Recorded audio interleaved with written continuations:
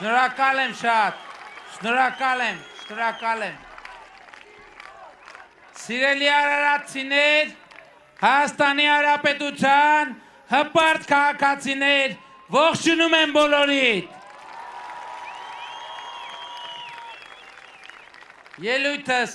ինչպես եւ մեր մինչ այս տեղի ունեցած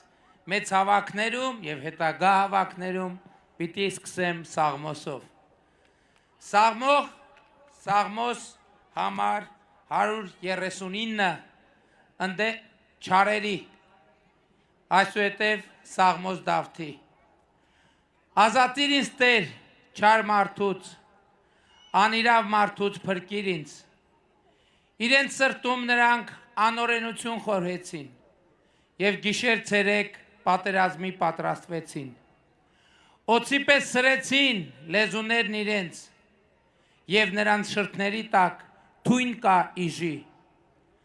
Պահպանիր ինձ Տեր մեղավորների ձեռքից եւ չար մարդուց փրկիր ինձ։ Նրանք խորհեցին խափանել ընթացքն իմ։ Ամբարտավաններն իրենց որոգայթը թաքցրին ինձնից, թակարդի լարեր ձգեցին ոտքերիս առջև եւ իմ շավղի շուրջը գայթակղություններ դրին։ Ասացի դու իմ Տեր Աստվածն ես, ականջ դիր Տեր աղոթքիս ձայնին։ Տեր իմ փրկության զորություն, գլխից հովանին պատերազմի մեջ։ Մի մատնիր ինձ Տեր մեղավորների կամքին, որոնք նենգամտեցին իմ դեմ։ Ինձ երեսի վրա մի թող, որ նրանք երբեք չբարձրանան եւ նրանց մտադրությունները չկատարվեն։ Թող նրանց կատարածի վախճանը այս լինի, իրեն շրթունքների վաստակը թող ծածկի նրանց։ Դու նրանց վրա կրակի կայծեր թափիր եւ կործանիր նրանց, որ տառապանքներից չկարողանան փրկվել։ Չարալեզու մարդը հաջողություն չի ունենա երկրի վրա։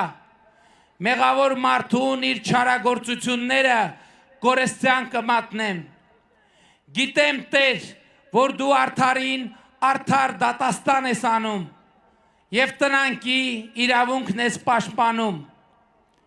Արդարները գոհություն պիտի մատուցեն քո անվանը, ուղամիտները պիտի բնակվեն քո դիմաց։ Շնորհակալ եմ շատ։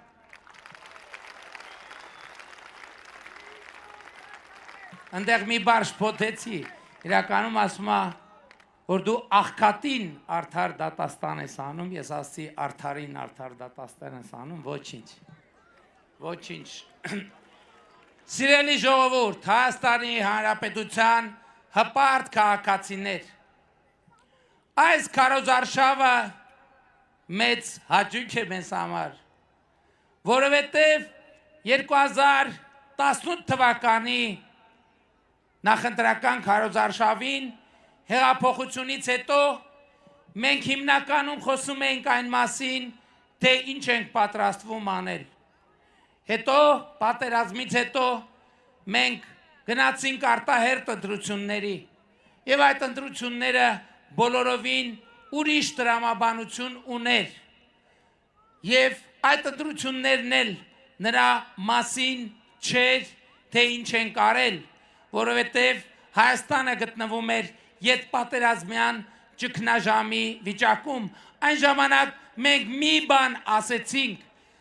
խոստացանք, որ ապագա կա։ Եվ այսօր ուրախ է քարոզարշավը իմ քաղաքական եւ ընդհանրապես երրորդ հանրապետության պատմության ընթացքում սա առաջին ուրախ քարոզարշավն է եւ մեր դեպքում այդ ուրախությունը կապված է այն բանի հետ,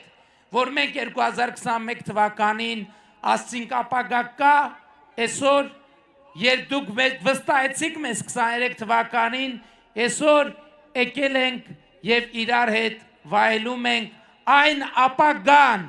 որի մասին մտածում եւ խորհում էինք 2021 թվականին եւ այսօր մեր ուրախության առիթը այն է,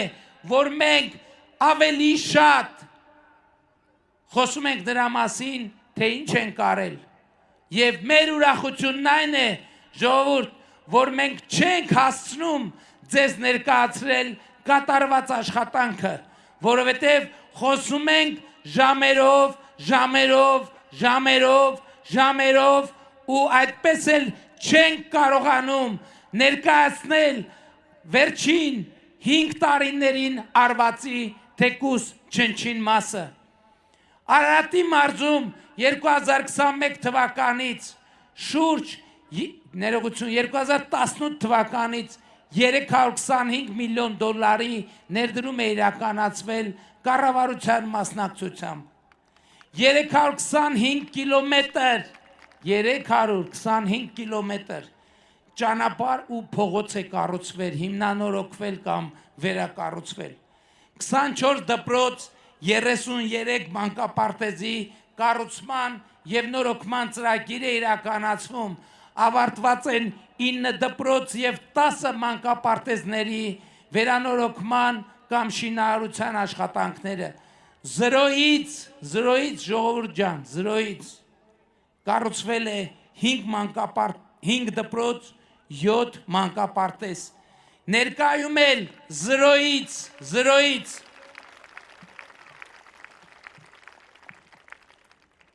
կառուցվում է 11 դպրոց եւ 20 մանկապարտեզ զրոյից դատարկ գետնի վրա։ 213 կիլոմետր գազատար է կառուցվել, բազմաթիվ տներ գազամատակարարում են ստացել։ Այսօր Արարատի մարզի սահմանամերձ Պարուրսևակ եւ Երասխ բնակավայրերում 185 տան կառուցման նախագիծի ընթացքի մեջ 16 միլիոն դրամի ծրագրերով 185 Պարուրսևակ եւ Երասխ գյուղերում 185 տան կառուցման ծրագիրի ընթացքի մեջ ամբողջությամբ պետության ֆինանսավորմամբ, այսինքն 16 միլիոնը պետությունը տալիս է, կառավարությունը մարդիկ կան, որ ավելի գումար են ավելացնում եւ ավելի են ծախսում։ Ի վերջո տեղի ունեցել ավարտվել է Վեդիի ջրամբարի կառուցման աշխատանքը, որը Երրորդ հանրապետության առաջին ջրամբարն է այդ մասշտաբի, որ կառուցվել եւ ավարտվել է 151 կիլոմետր ջրատար եւ ջրի բաշխիչ ցանց է կառուցվել 250 կիլոմետր ոռոգման համակարգ է կառուցվել Արտաշատում կառուցվել է վերակառուցվել է եւ ժամանակակից տեսքի է բերվել Արտաշատի ստադիոնը, որը մի հոյակերտ կառույց է ստացվել։ 2018 թվականից մենք գյուղատնտեսության աջակցության մի քանի ծրագրերով 131 միլիարդի աջակցություն ենք ցույց տվել մեր գյուղացիներին։ Այս ծրագրերի հիմնական շահառուները, մեծ մասի շահառուները Արարատի եւ Արմավիրի մարզերն են։ Մթերումների գծով 18 միլիարդ դրամի աջակցություն ենք ցուցաբերել, որպեսզի մարդիկ իրենց աճեցրած բերքը տրամաբանական գներով մթերելու հնարավորություն ունենան։ 44 միլիարդ դրամի, այսինքն մոտ 120 միլիոն դոլարի գյուղատնտեսական վարկերի տոկոսներն ենք սուբսիդավորել 2018 թվականից։ Լիզինգով գյուղատնտեսական տեխնիկայի ձեռքբերման համար 4.5 միլիարդ դրամ ենք հատկացրել։ Ինտենսիվ այգիների ստեղծման համար 50 միլիարդ դրամ ենք հատկացրել։ Ագրոսարքերի ձեռքբերման համար չրանոցներ, տարբեր սարքեր 14.4 միլիարդ դրամ ենք հատկացրել եւ Եվ սա արել ենք մի պատճառով, որ մենք ուզում ենք, որ Հայաստանի Հանրապետությունը ապրի, որ ժողովուրդը ապրի, մենք հասկանում ենք, որ ժողովուրդը Հայաստանը եւ ուրախ ենք արձանագրել, որ հաղթահարել ենք մաքարման եւ գոյատևման օրակարգը եւ մտել ենք ապրելու օրակարգ, զարգանալու օրակարգ, ապագան այսօր վայելելու եւ ոչ թե այսօր հանուն վաղվա տառապելու օրակարգ։ Մենք ասում ենք, որ վաղը վայելելու համար այսօր չպետք է տառապենք, որովհետև վաղը էլի վաղվա այսօրն է, եթե այսօր մենք տառապում ենք, ուրեմն տառապելու ենք ամեն օր, մենք ասում ենք, մենք պետք է ապրենք այսօր, վաղը ապրելու համար, եւ դա է գործնական իրագործում են կարգախոսի, որ ապագան այսօր է, ապագան այստեղ է, ապագան հիմա է, դրա համար է, որ այսօր մեր թոշակառուները ստանում են արժանապատիվ թոշակ, մեր թոշակառուները 65+ տարիքի իրենց առողջապահական նվազագույն կարիքները հոգում է իրենց պետությունը, մինչև 18 տարեկան երեխաների առողջապահական նվազագույն կարիքները հոգում է իրենց պետությունը, որովհետև Հայաստանի Հանրապետությունը այլևս հուսահատ երկիր չէ, Հայաստանի Հանրապետությունը մի երկիր է, որ ապրում է այսօր եւ այսօրը իր հետ տեղափոխելու է վաղը, մյուս օրը եւ այդպես 100-ամյակներ, 1000-ամյակներ, սա է այն խնդիրը, որը մենք լուծում ենք։ Բայց ժողովուրդ ջան, մենք չենք մոռացել նաև ձեզ տված խոստումը ձեզնից թալանվածը վերադարձնելու։ Ես շատ խոսում եմ հանրապետական մասշտաբով գողացված գույքերի վերադարձի մասին, բայց ուզում եմ նաև մարզային մասշտաբով խոսել։ 2018 թվականից ի վեր միայն Արարատի մարզում համայնքներին եւ պետությանը եւ ժողովրդին է վերադարձվել գողացված շուրջ 23 միավոր գույք, մոտավորապես շուրջ $200 միլիոն արժողությամբ։ Միայն մի քանի միավոր գույքեր, ուրեմն Հայաստանի Հանրապետությանն են վերադարձվել Արարատի նախկին մարզպետ Ալիկ Սարգսյանին եւ Գագիկ Ծառուկյանին պատկանող ապորինի ձևով վերցված 5330 հեկտար հող, որոնց շուկայականին մոտարկված արժեքը $158 միլիոն $263,000 է։ Մենք ձեզ միայն $158 միլիոն $263,000 արժողության Արարատի մարզի հողամասեր ենք վերադարձրել Արարատի մարզին $158 միլիոն։ Արտաշատ խոշորացված համայնքի ջրաշեն բնակավայրի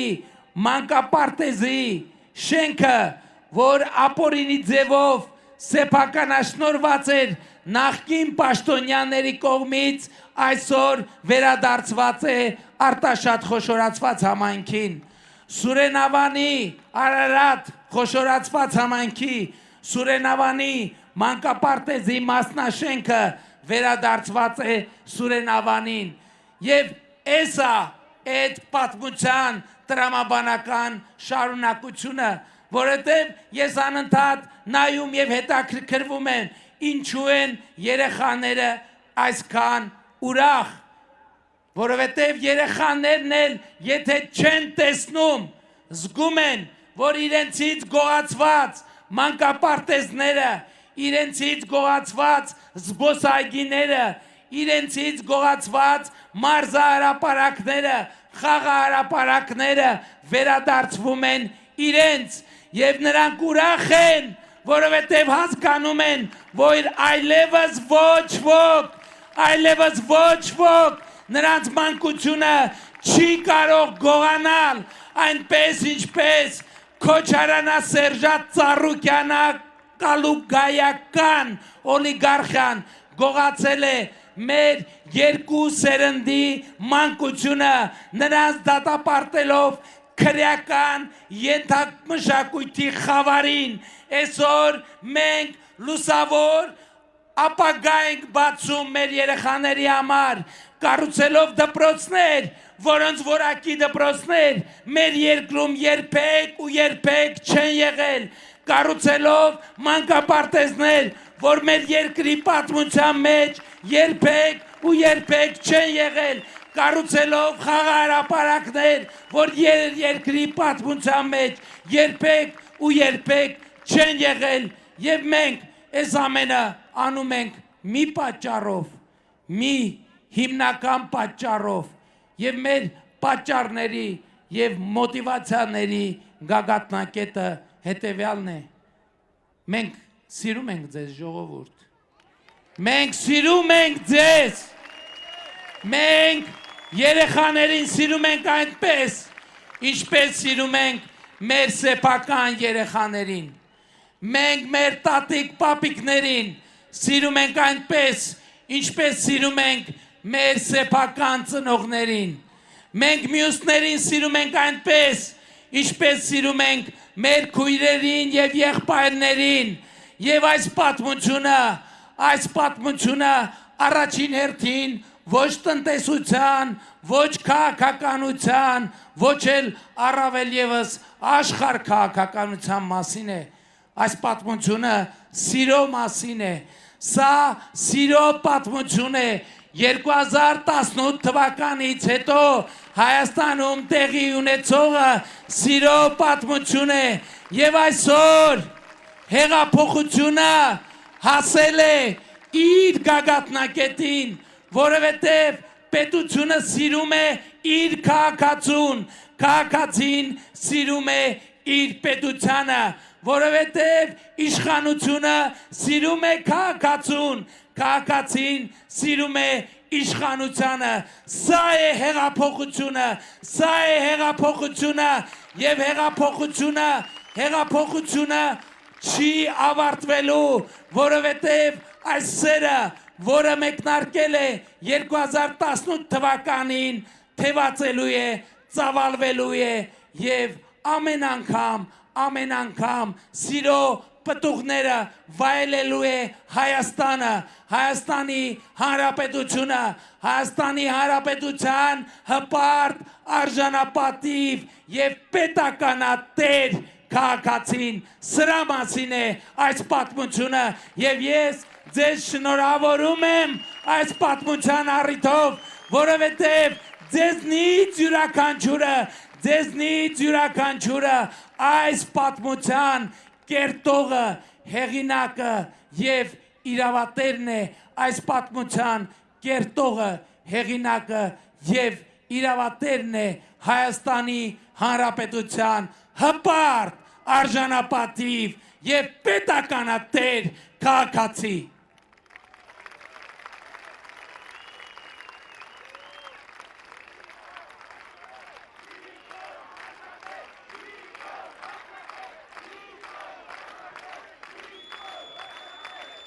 Բայց այդ սերը քուն ու դադար չի տալիս լրտեսական եռագլուխ կուսակցությանը նրանք ամեն օր մի խնդիր ունեն տենց լինում է չէ ժողովուրդ չէ տենց լինում է չէ որ ինչ որ մի լավ բան է պատահում Եվ նա ում հետ այդ լավ բանը պատահում է, ինքը իրականում շատ խոցելի է, մանավանդ, եթե այդ լավ բանը պատահել է երկար ժամանակվա հուսահատությունից հետո։ Եվ երբ որ այդ լավ բանը պատահում է, մարդը շատ խոցելի է վախերի նկատմամբ, որովհետև ինքը վախենում է հանկարծ ու հանկարծ պարզվի այդ լավ բանը, այդքան էլ լավ բան չի, եւ ինքը կորցնի այդ լավի, այդ ուրախի, այդ երջանկության զգացողությունը, եւ լրտեսական երագլուխ կուսակցությունը ամեն օր առավոտից իրիկու խնդիրադնում վախեցնել Հայաստանի Հանրապետության քաղաքացիներին, վախեցնելով իր մտածածին 300,000 ադրբեջանցիների վերադարձի թեմայով, ես ձեզ պատասխանատու ասում եմ, Հայաստան, Ադրբեջան բանակցություններում այդպիսի հարց երբեք ոչ մի անգամ չի քննարկվել, պատերազմի լրտեսական կուսակցությունը միլիոններ է ծախսում այդ թեման օրակարգ բերելու համար, որովհետև նրանց ձեռնտու չի խաղաղությունը, որովհետև խաղաղությունը նրանց թույլ չի տալիս թալանել եւ այդ թալանը փակել իբր բանակ կառուցելու, իբր անվտանգություն կառուցելու ծխածածկույթի տակ։ Նրանք 30 տարի գողացան բանակի անունով եւ իրենց համար դղյակներ կառուցեցին բանակին թողելով կանսերվի կոկոշներ, բարից բուն իմաստով կանսերվի կոկոշներ եւ կանսերվի կոկոշներ էին ժողովուրդ ջան, ոչ միայն կանսերվի կոկոշները, որոնց մասին դուք գիտեիք, այլև այն, ինչ որ նրանք զենք էին անվանում, Հայաստանի բանակի, ուրեմն ամենա հուսալի հրետանին եւ սիրված հրետանին եղել է D30 հրանոթը։ Այդպիսի հրանոթ կա D30։ Այսինքն մեր բոլոր ինքը իրականում լավ զենք է, ինքը հին տեխնոլոգիայի, բայց լավ զենք է, շատ լավ զենք է։ Ես ձեզ ուզում եմ մի նորություն ասել։ Առաջին անգամ գործարանային արտադրության D30 Հայաստանի Հանրապետությունը ունեցել է 2024 թվականին։ Առաջին անգամ D30 զենքի առաջին օգտագործողը Հայաստանի Հանրապետությունը եղել է 2023 թվականին։ Դրանից առաջ մեր ողջ հրետանին եղել է 50 թվի արտադրության, 60 թվի արտադրության։ Այն Սերժը, որ ասում էր 80-ականների զենքեր, ինքը չափազանցնում էր, այդ ինքը իրան ուժեղ տղուտեղ էր դրել, որ ասում էր 80-ականների զենքեր, այդ զենքերը իրականում 60-ականների և 70-ականների են, և նրանք խոսում են, թե բանակ են ժառանգել, նրանք բանակ չեն ժառանգել, նրանք ժառանգել են 50-ականների, 60-ականների, ոչ ըստ էության օգտագործման վերջին ստադիայի մեջ գտնվող զենքերով մի բանակ, որը այլ պետությունները այլևս չօգտագործելու պատճառով շպրտել են Հայաստանի Հանրապետությանը, իսկ թե ինչ է բանակը, ինչ է սպառազինությունը, ինչ է տեխնոլոգիան, եկեք և մայիսի 28-ին տեսեք Հանրապետության հրապարակում և դուք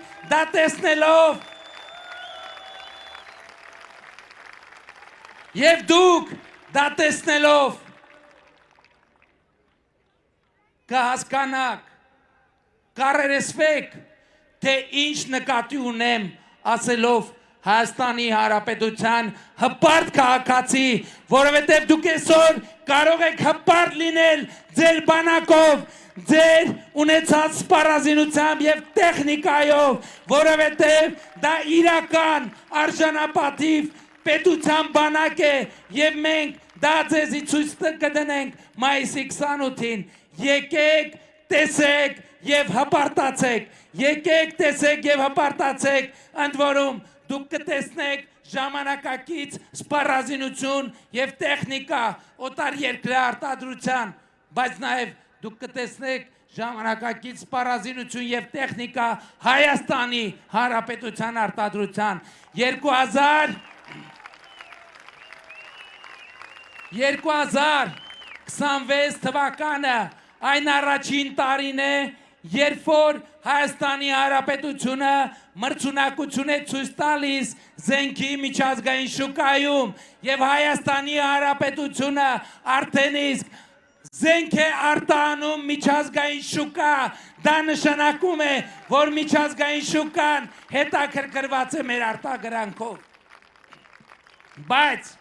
Ժողովուրդ ջան, սա պատերազմի մասին չի, սա խաղաղության մասին է, որովհետև, ինչպես ասել եմ, մենք խաղաղությունը մեր ռազմավարությունն է, բայց մենք հասկանում ենք նաև, որ այն երկիրը, որը չի ունի ուժեղ պաշտպանունակ բանակ, կարող է գայթակղիչ լինել ագրեսիայի համար։ Եվ մենք հասկանում ենք, որ խաղաղության համար հարկավոր է այդ թվում ունենալ պաշտպանունակ բանակ։ Եվ մենք այսօր արդեն ունենք այդպիսի բանակ, եւ մեր բանակը ամեն տարվա հետ լինելու է ավելի ուժեղ ու պաշտպանունակ, բայց միայն հիշեք սա, որովհետև սա սկզբունքային կարևոր հարց է, միայն Հայաստանի միջազգայնորեն ճանաչված ինքնիշխան տարածքի պաշտպանության համար, որովհետև սա է խաղաղության միակ եւ հնարավոր բանաձևը եւ առաջիկա ընտրությունների հարցը, որին պատասխան պիտի տա մեր ժողովուրդը, հետեւյալն է. արդյոք Հայաստանի քաղաքացին տեր է կանգնում խաղաղությանը եւ ես ձեզ որպես 8 տարի ձեր թույլտվությամբ եւ ձեր մանդատով Հայաստանը առաջնորդած մարդ, ով զբաղեցնում է Հայաստանի վարչապետի պաշտոնը, ինձ իրավունք եմ վերապահում, կոչ եմ անում, խնդրում եմ, որ 2026 թվականի հունիսի 7-ին գնաք ընտրական տեղամասեր եւ տեր կանգնեք խաղաղությանը, տեր կանգնեք պետությանը, տեր կանգնեք անկախությանն ու ապագային, գործելով հետեւյալ տրամաբանությամբ։ Ընտրություններ 2026-ին քվեարկում ենք, ընտրություններ 2026-ին քվեարկում ենք, ընտրություններ 2026-ին քվեարկում ենք, որովհետև պետությանը, անկախությանը, ապագային, խաղաղությանը, Արարատին, Վեդիին, Մասիսին, Վերին Դվինին, Արտաշատին, Երևանին, Հայաստանի Հանրապետությանը, փառք նահատակներին եւ կեցցե Հայաստանի Հանրապետությունը, փառք նահատակներին եւ կեցցե Հայաստանի Հանրապետությունը։